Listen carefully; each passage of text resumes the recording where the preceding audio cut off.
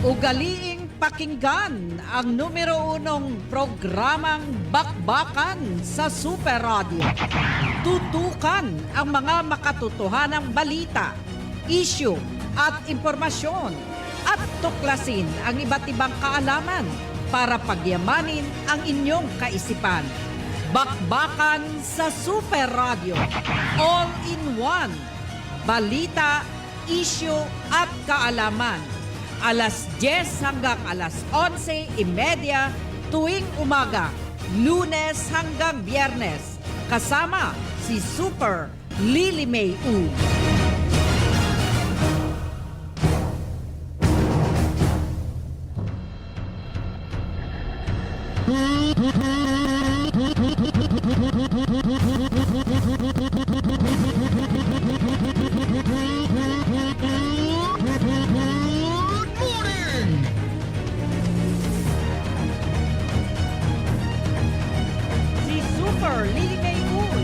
Sa Bakbakan sa Super Radio. Bakbakan sa Super Radio.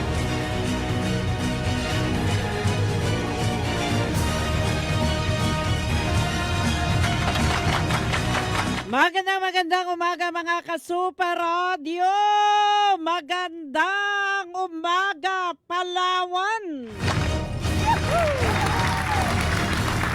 Magandang umaga lungsod ng Puerto Princesa.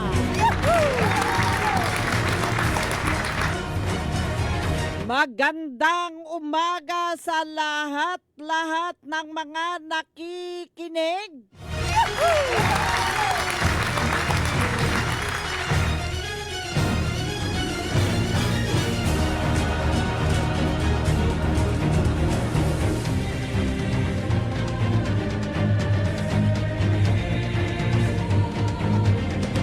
Bata man o matanda, good morning!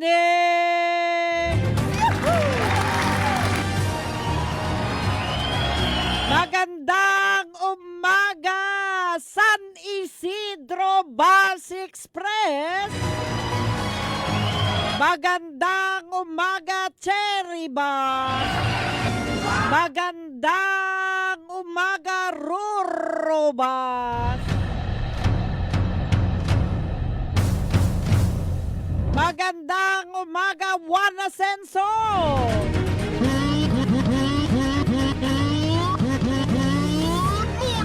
Sa mga taga Maswe, good morning! Sa Pitutay Taxi, good morning!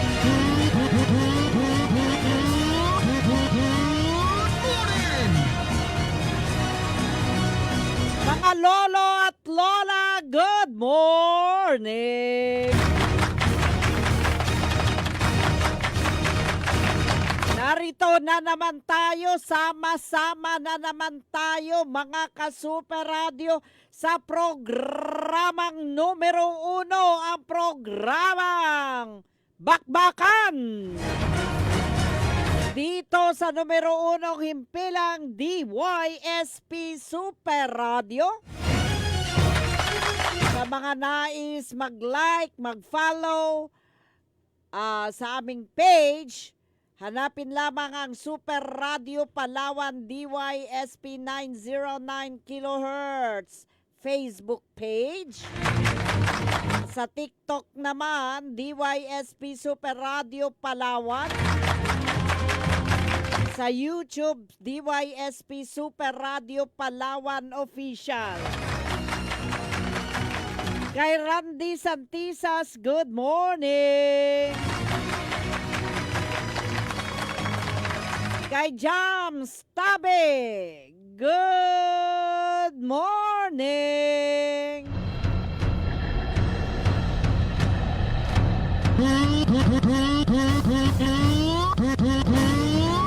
Diyan sa City Hall, good morning! Sa lahat ng mga multicab, good morning! Mga multicab drivers,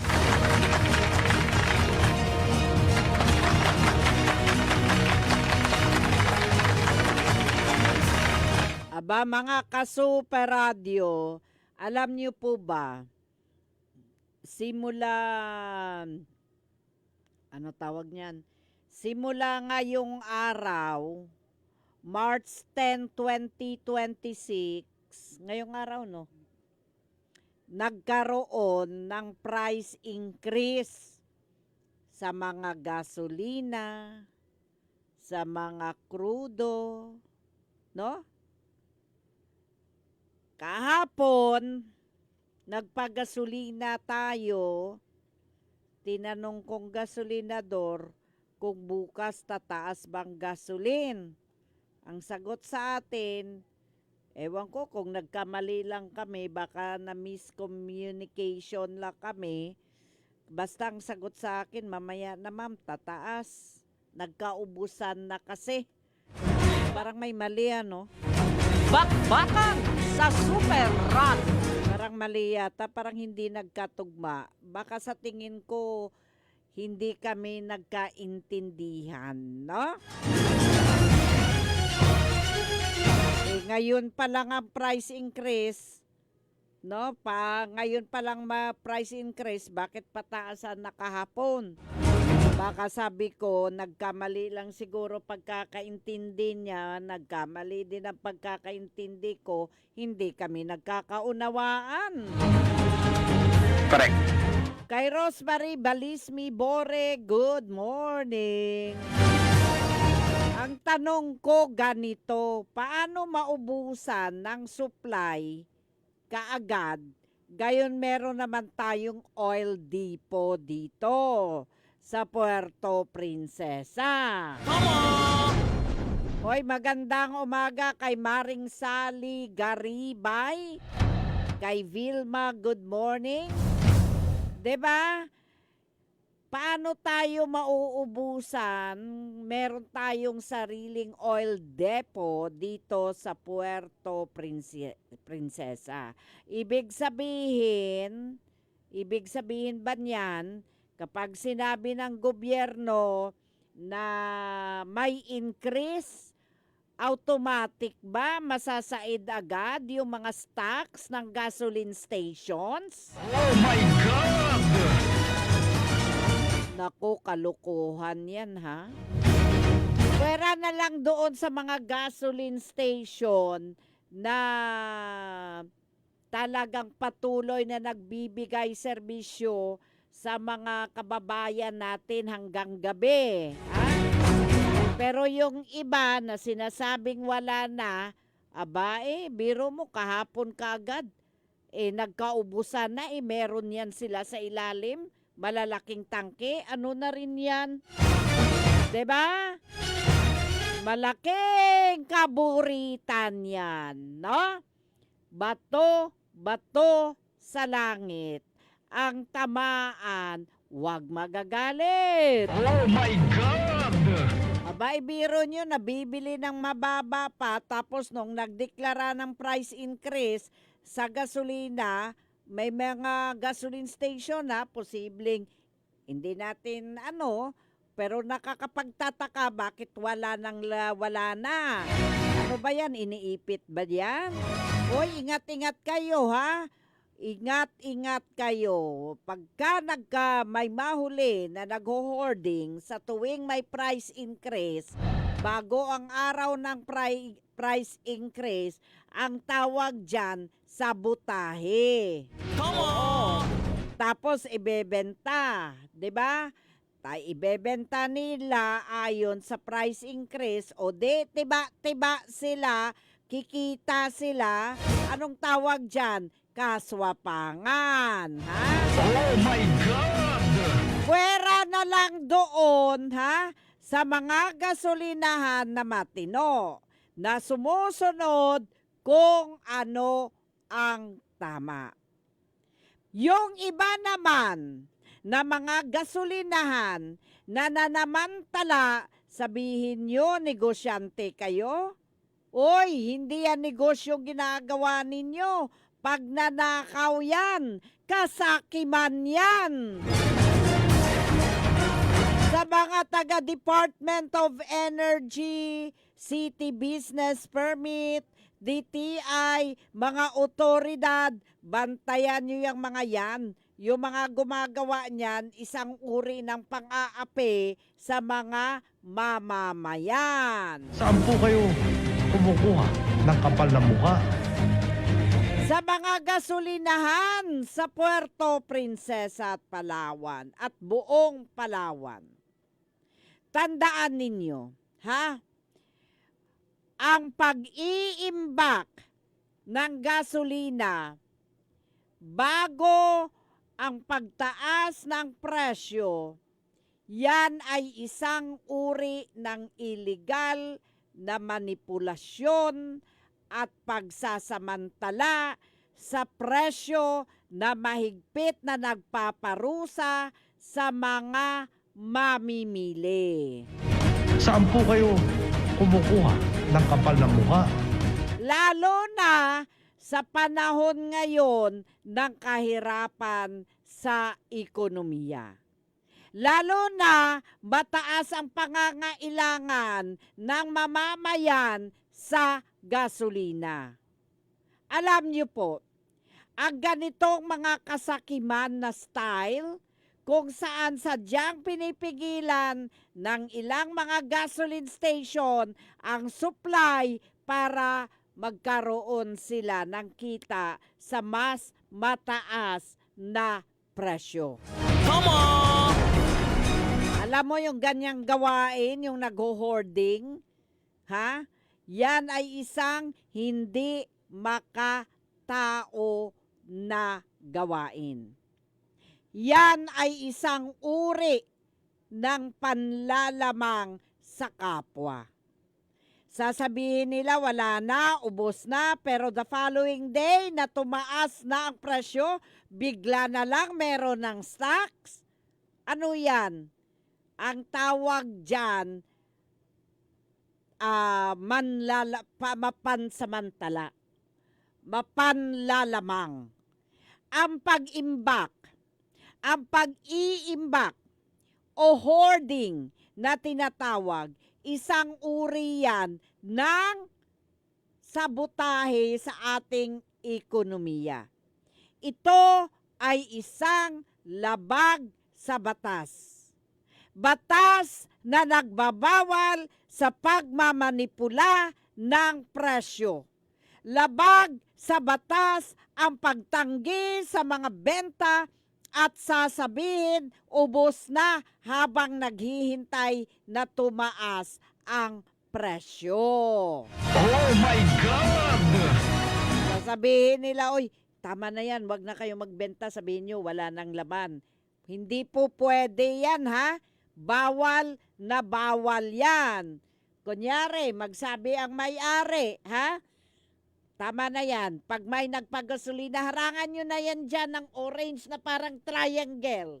Tapos pag may pumunta, sabihin nyo, wala na. O, magbigay ng instruction sa empleyado sa loob ng opisina. Ang loob ng opisina, magsabi sa mga gasolinador, aba, idamay kayong lahat. Ha? Hoarding po yan. Sasabihin, wala na, pero actually, pag bigla kayong na-inspection at meron pa, nako, laking problema yan. Saan po kayo kumukuha ng kapal na mukha? Diba? May mga ganyan eh. Oo, may nasasabihin, may nagabigay ng instruction, tama na yan, may nagabantay yun, nung galing sa opisina, o magbabantayan. Kasi instruction ng may-ari, instruction ni sir, instruction ni madam. Oo, sabihin, wala na. O sunod yung empleyado sa opisina, lalabas doon sa mga gasolinador, bigyan, bulungan, sabihan, wala na. O lagyan na ng orange na triangle. Na makapunta yung mga sasakyan, tapos kasi wala na raw. 30 minuto makalipas ang alas 10. Oy, mga ka-super radio, tuloy-tuloy tayo. Nabanggit nga natin, no? Yung mga kapag ka sinabi mo na wala na, tapos meron pa palang stocks, aba bawal na bawal po iyan sa batas. Okay?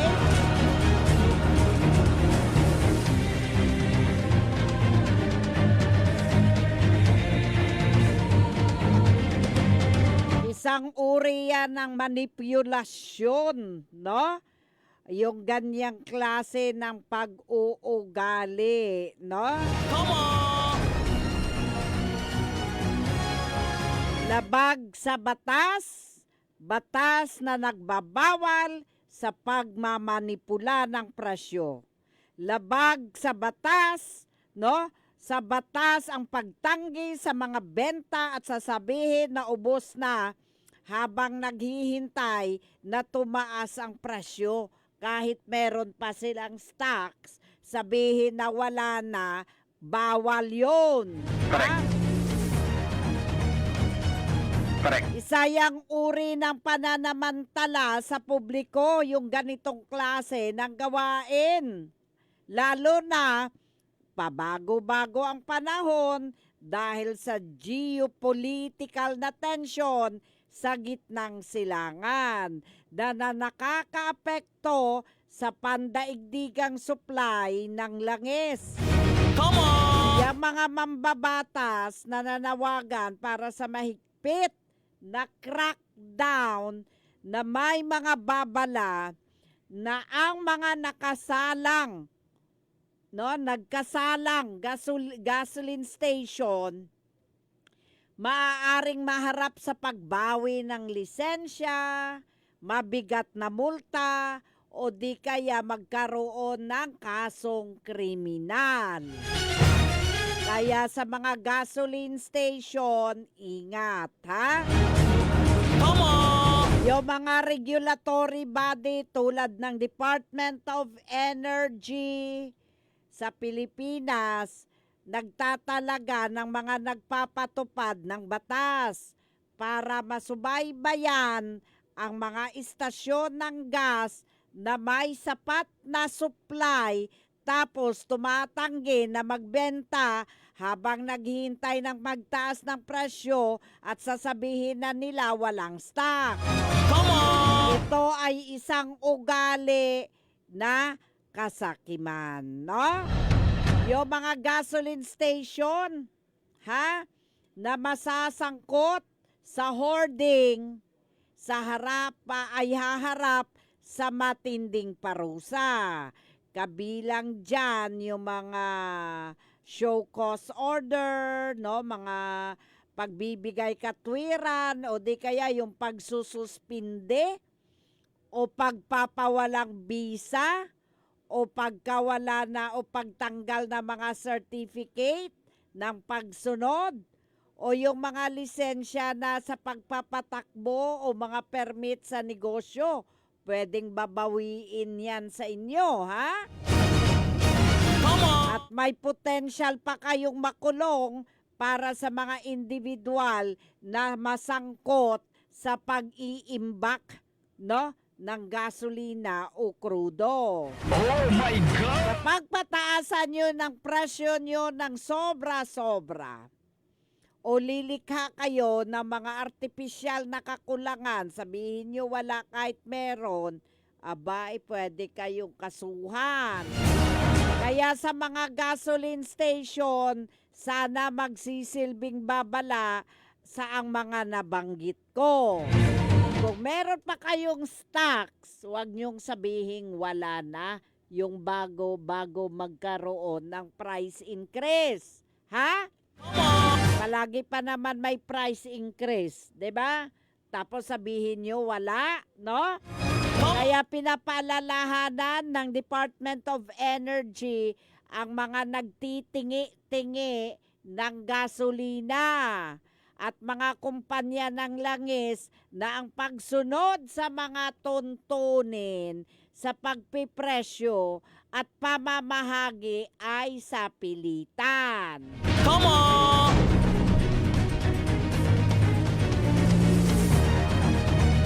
Binibigyang diin din na ang mga regulasyon ay nagtatakda ng pamantayan para matugunan ng lahat.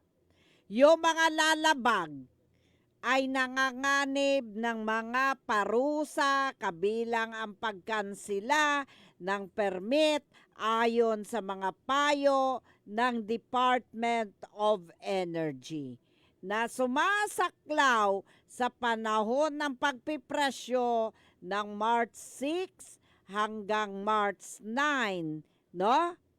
Yung mga dalawang pangunahing pagbabawal ang ipinapatupad, yung mga binabawal yung pag-iimbak, ha? Mahigpit na pinagbabawal ng Department of Energy ang pag-imbak ng gasolina sa mga lalagyan, sa mga drum, sa bote o sa mga sisidlan na hindi nilayon para sa regular na paggamit sa tingi-tingi. Tama!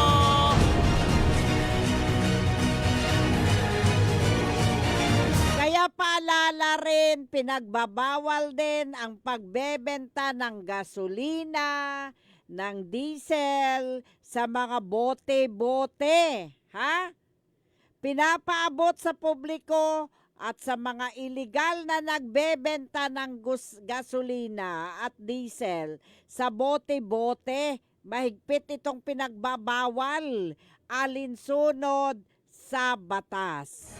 Tama! Batas Pambansa bilang 33 at Presidential Decree bilang 1865 na nagpaparusa sa illegal na kalakalan ng petrolyo. At pakasama dyan yung Department of Energy Circular 2017-11-0011.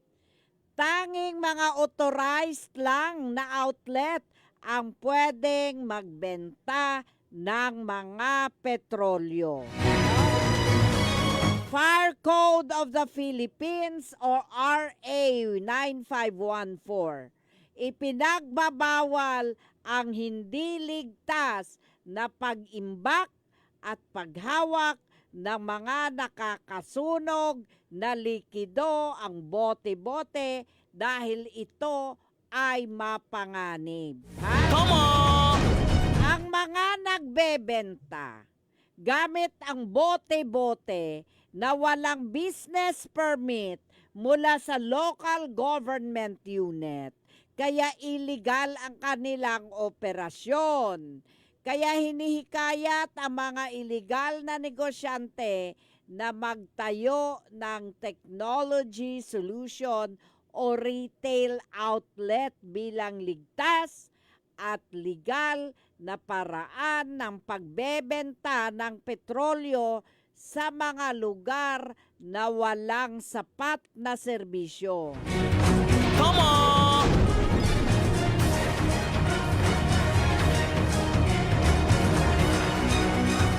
Ang mga requirements para sa TSRO, no? Sa panahon ngayon, 307 pa lang ng TSRO sa Mindanao na nabigyan ng Certificate of Compliance. Ngayon, ang requirement, dapat 1 kilometro, no? Dapat 1 kilometro ang layo mula sa anumang lugar na istasyon ng gasolina. Pangalawa, kailangan merong certificate mula sa local government unit ukol sa presensya ng bote-bote sa lugar. Bakbak Balita. Kailangang Certificate of Compliance o COC mula sa DOE at iba pang ahensya. Sumusunod sa mga safety at technical standard, no? Ang pag-amyenda naman ng Batas Pambansa Bilang 33/1979 at ang Presidential Decree number 1865 ay mga batas ng Pilipinas na tumutukoy at nagpaparusa sa mga illegal na gawi na kinasasangkutan na mga produktong petrolyo tulad ng pag-iimbak, no? O di kaya yung sobrang presyo, o di kaya yung tinatawag na adulteration o mga short selling. Yung mga batas na ito, yan yung mga naglalayong protektahan ang pambansang seguridad at pampublikong interes sa pamamagitan ng pagtiyak ng patas na pamamahagi ng pagpipresyo. No? Binabawal ng batas ang pag-imbak, no? Hindi nararapat na akumulasyon ng mga produktong petrolyo ng mga dealers o consumer. Pinagbabawal ng batas ang overpricing, yung pagbebenta ng petrolyo sa itaas ng otorisadong presyo. Pinagbabawal sa batas ang paghahalo ng panggatong sa iba pang mga substance. No? Pinagbabawal ng batas ang short selling o paghahatid ng mas mababa sa dami ng binayaran. Pinagbabawal ng batas ang illegal trading, walang lisensya na pagbebenta o pamamahagi o maling paggamit ng paglalaanan, paggamit ng gasolina para sa mga layunin maliban sa nilalayon. Illegal ang pagre-refill ng bote-bote na mga benta o container loading. Pinagbabawal yan dahil sa kaligtasan. Yung iba kasi naglalagay sa mga bote, no? Naglalagay sa mga container, bawal po yan. Yung mga lumalabag, mahaharap sa pagkakulong, mahaharap sa multa, mahaharap sa pagbawi ng mga lisensya o permit. Ha? Tandaan ninyo, mga gasoline station, sinusubaybayan ng Department of Energy ang pagsunod at pagpapatupad ng mga parusa. Yung mga reklamo tungkol sa mga paglabag ay maaaring iulat sa Department of Energy. O di kaya kagawaran ng enerhiya, no? Ang mga gasoline station dapat mag-dispense ng gasolina ng direkta sa mga tangke ng sasakyan. Yung mga nagbebenta, pinagbabawal na tumanggi na magbenta ng mga manggagamit na produkto. Yung mga transaksyon dapat sakop ng isang opisyal na may resibo, no? Meron namang Presidential Decree 1865, pinagtibay ito para palakasin ang orihinal na batas sa pamamagitan ng paglalawak ng kahulugan ng mga illegal na gawain. Yung mga pagtaas, no, yung mga parusa, yung pang-aabuso sa industriya ng langis.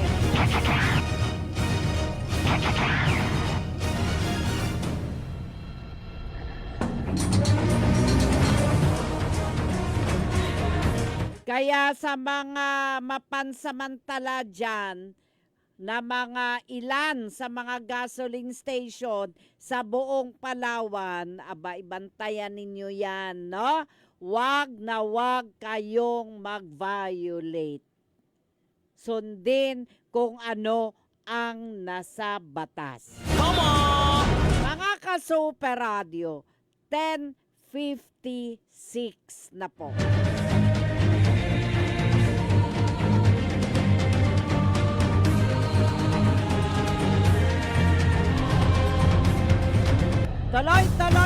Tuloy tayo sa ating mga headlines. Isang lalaki arestado sa buy-bust operation sa Bataraza, Palawan. Isang dating rebelde sumuko sa mga otoridad sa Taytay, Palawan. Pag-akyat sa Taraw Cave at tuktok ng Taraw Cliff sa Barangay San Rafael, Puerto Princesa City, matagal nang ipinagbabawal ng mga barangay. DSWD ipatutupad ang relaxed dress code policy bunsod ng mainit na panahon.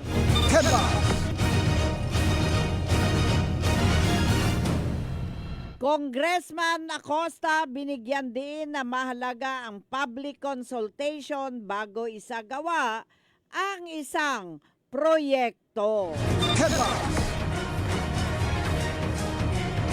Mga gas station sa Puerto Princesa pinilahan ng mga motorista bago ang nakatakdang big time oil price high.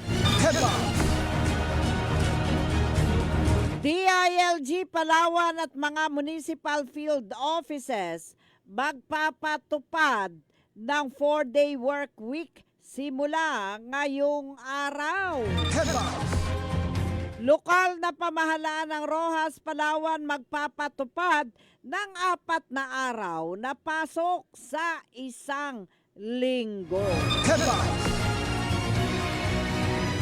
Philippine Coast Guard patuloy ang search and rescue operation sa 3 mangingisdang napaulat na nawawala sa bayan ng Brooks Point.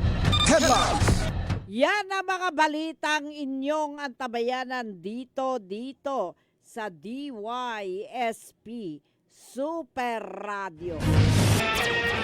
Ito ang serbisyong totoo. GMA Super Radio. DYSP Super Radio. Arestado ang isang lalaki matapos mahuli sa ikinasang drug buy-bust operation ng mga otoridad sa Barangay Riutuba, Bataraza, Palawan. Kinilala ang naresto sa alias na Minyong, 44 na taong gulang at residente ng nasabing barangay. Sa isinagawang operasyon na pinangunahan ng Bataraza Municipal Police, nabilhan ang suspect ng isang sachet ng hinihinalang shabu na nagkakahalaga ng 12,000. Bukod dito, nakuha pa mula sa kanya ang isa pang sachet ng hinihinalang shabu. Aabot sa kabuang 3.97 grams na tinatayang may halagang 26,996 ang lahat ng nakumpiska sa kanya. Kasalukuyang nasa kustudya ng pulisya ang suspect at nahaharap sa kasong paglabag sa Republic Act 9165 o Comprehensive Dangerous Drugs Act of 2002. Bakbak Balita. Sumuko sa mga otoridad ang isang dating miyembro ng makakaliwang grupo sa Barangay Pali, Taytay, Palawan. Ang naturang individual ay isang 28 taong gulang na lalaki, dating kasapi ng New People's Army. Kabilang sa Benvenido Vallever Command na kumikilos noon sa hilagang bahagi ng Palawan mula 2006 hanggang 2019. Naging posible ang kanyang pagsuko sa pamamagitan ng koordinasyon ng iba't ibang ahensya ng gobyerno. Sa kasalukuyan, sumasailalim siya sa debriefing at dokumentasyon bilang paghahanda sa pagpasok sa programang Enhanced Comprehensive Local Integration Program o ECLIP na nagbibigay ng tulong pinansyal, kabuhayan at iba pang suporta para sa mga dating rebelde na nais magbagong buhay. Batay sa record ng PRO Mimaropa, mula January 1 hanggang March 6, 2026, umaabot na sa 17 ang bilang ng mga dating rebelde na sumuko sa rehiyon. Bakbak Balita.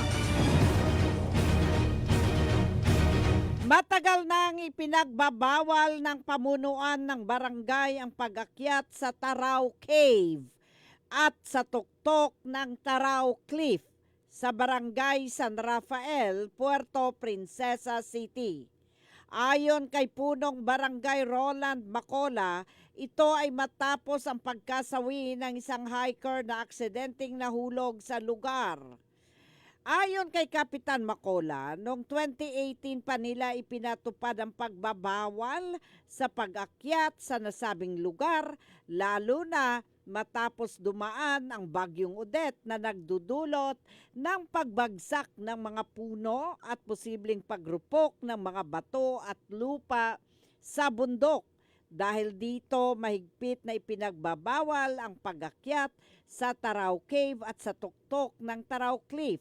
Dagdag pa niya, wala ring permit to operate ang sinumang grupo o asosasyon na nagsasagawa ng pag-akyat sa lugar. Ipinagtataka rin ng opisyal kung paano nakaakyat ang ilang individual sa Taraw Cliff nang hindi dumaraan sa barangay upang kumuha ng kaukulang permiso. Sa ngayon, magsasagawa ng imbestigasyon ang pamahalang barangay kaugnay ng insidente upang maiwasang maulit ang ganitong pangyayari. Bakbak Balita. Super sa balita! Super sa balita! Dahil sa patuloy na pagtaas ng temperatura sa iba't ibang bahagi ng bansa, ipatutupad ng Department of Social Welfare and Development o DSWD sa mga kawani nito ang Relaxed Dress Code Policy. Sa ulat na inilabas ng kagawaran, pinahihintulutan ni DSWD Secretary Rex Gatchalian ang agarang pagpapatupad ng Relaxed Dress Code Policy para sa mga empleyado nito, kasunod ang kahilingan ni Undersecretary Edward Justin Orden ng DSWD General Administration and Support Services Group. Epektibo ito simula ngayong araw, March 10 at mananatili hanggang August 31, 2026 bilang konsiderasyon sa kalagayan ng mga kawani sa gitna ng matinding init ng panahon. Sa inilabas na memorandum, hinikayat din ni Secretary Gatchalian ang lahat ng kawani, lalo na mga nasa field work, na mag-ingat at sundin ang mga kinakailangang pag-iingat para maiwasan ang mga panganib sa kalusugan dulot ng patuloy na pagtaas ng temperatura ng klima. DYSP Super Radyo! Super Radyo! Balita! Balita! Mahalaga na magkaroon ng public consultation sa bawat proyektong itatayo ng gobyerno. Ayon kay Congressman Hill Acosta Jr., mahalagang tandaan na hindi lamang ito tungkol sa pagpapatayo ng infrastruktura. Higit sa lahat, ito ay tungkol sa pakikinig, pag-unawa at pagsasaalang-alang sa boses ng bawat isa. Ang tunay na kaunlaran ay hindi lamang nasusukat sa dami ng proyekto, kundi sa kung paano ito makakatulong sa pang-araw-araw na pamumuhay ng mga mamamayan. Kaya bago isakatuparan ang mga inisyatiba o planong proyekto, nararapat lamang na alamin muna ang opinyon, ang mungkahi at saloobin ng komunidad. Sa pamamagitan ng bukas at maayos na konsultasyon, masisigurong ang bawat proyekto ay naaayon sa pangangailangan ng barangay, may suporta ng mamamayan at tunay na magdudulot ng pang-matagalang benepisyo. Bakbak Balita. Super sa balita! Super sa balita! Tila pila sa blockbuster sa pelikula ang hanay ng mga sasakyan at motorista sa ilang gas station sa lungsod ng Puerto Princesa kahapon hanggang kagabi bago ang itinakdang big-time oil price hike. Ayon sa pag-ikot ng Super Radio Palawan, marami sa mga may-ari ng sasakyan at motorsiklo maagang nagpakarga ng gasolina at krudo para makaiwas sa mas mataas na presyo ng produktong petrolyo.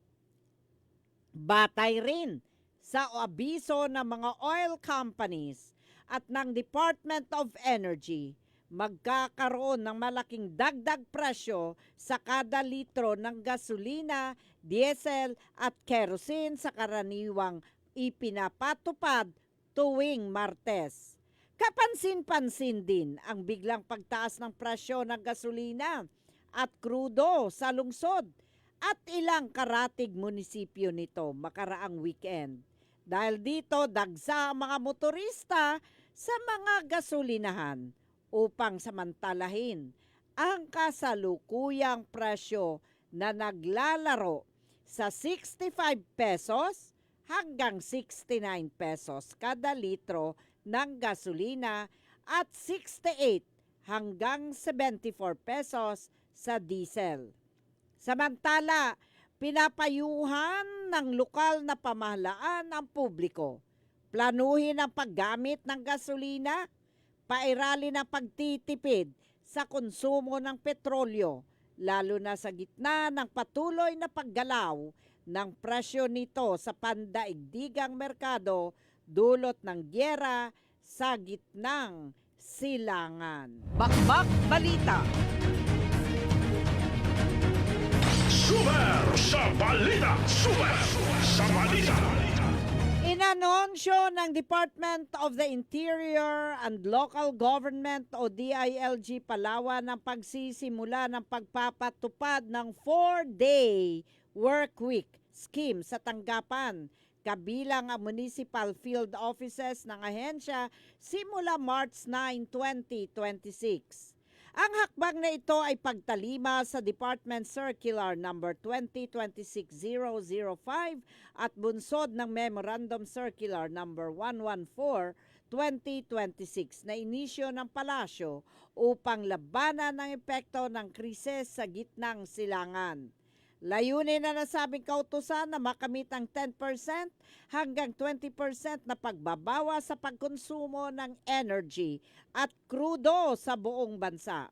Batay sa abiso, 4 na araw na lamang ang pasok kada linggo o simula Lunes hanggang Huwebes ang pasok mula alas 7 hanggang alas 8 ng umaga hanggang alas 6 hanggang alas 7 ng gabi habang walang pasok sa mga tanggapan sa araw ng Biyernes. Bakbak Balita. DYSP Super Mga ka-Super Radio, 11:22 na po ng umaga. Magandang umaga kay Ranran Bernaldez. Magandang umaga. Oy mga ka-Super Radio, tuloy-tuloy tayo sa dagdag kaalaman mula sa bakbakan. Mga kaalaman mula sa bakbakan. Mga ka-Super Radio, ang gusot sa pagitan ng Israel at Iran ay nagsimula mula sa isang alyansa sa panahon ng Cold War hanggang sa mahaba at dekada na may miroong mahabang galit pagkatapos ng 1979 Iranian Revolution. Ang rehimen ng Iran ay isang matibay na anti-Israel na sumusuporta sa mga proxy na grupo tulad ng Hezbollah at Hamas. Habang ang Israel naman na ang nakikita ay ang programang nuclear ng Iran bilang isang existential na banta. Humahantong sa isang matagal na shadow war ng sabotahe at mga pagpatay. mga pangunahing yugto at pangyayari sa kasaysayan bago ang 1979, ang Iran ay isa sa unang bansang karamihan sa mga Muslim na kinilala ang Israel noong taong 1948. Nagpapanatili ng malapit na ugnayang stratehiko, pang-ekonomiya, seguridad, laban sa impluensyang nasyonalistang Arabo. Noong 1979 Revolution, binago ng revolusyong pinamunuan ni Ayatollah Khomeini ang Iran at isang Islamic Republic. Sinira ang diplomatikong relasyon. Idiniklara ang Israel na isang kaaway at sinusuportahan ang mga layunin ng Palestinian. Binuo naman ng Iran ang Axis of Resistance na nagbibigay ng pondo at armas sa Hezbollah o Lebanon, Hamas at Palestinian Islamic o Jihad o Gaza, iba't ibang milisya sa Syria at Iran upang silakayin ang Israel. Inakusahan ang Israel ng pagsasagawa ng cyber attack, pagsasabotahe sa mga pasilidad ng nuclear at pagpatay sa mga Iranian nuclear scientist, lalo na kay Mohsen Fakhrizadeh noong taong 2020. Tinatarget ng Iran ang pagpapadala at mga interes na nauugnay sa Israel. Ang gusot ay lumipat mula sa mga proxy tungo sa direktang bukas na paghaharap. Kasunod ng di umano'y welga ng Israel sa isang konsulado ng Iran sa Syria, naglunsad ang Iran ng direktang pag-atake ng drone at missile sa Israel noong April 2024. Umabot ito sa higit pang direktang pagpapalitan noong 2025. Kabilang ang mga naiulat na pag-atake ng Israel sa mga lugar ng militar at nuclear ng Iran. Itinuring ng Iran ang Israel na isang maliit na satanas at isang hindi lehitimong mananakop sa lupain ng mga Muslim na nagtataguyod para sa pag-alis nito. Itinuring ng Israel ang Iran na armadong nuclear bilang isang hindi katanggap-tanggap na banta at nangakong pipigilan ito sa lahat ng mga gastos.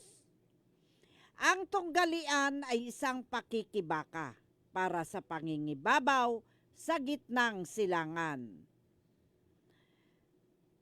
kung saan pinalawak ng Iran ang impluensya nito sa pamamagitan ng proxy at ang Israel ay nakipag-alyansya sa mga estado ng Sunni Arab laban sa Tehran.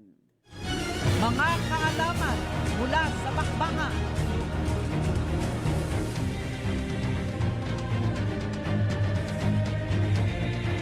Ang Iran ay dating kilala bilang Persia hanggang taong 1935. Isang malalim at makasaysayang bansa na may populasyon ng wala pang 30 taong gulang at mayamang kultura na nagtatampok ng 24 sa UNESCO World Heritage Site.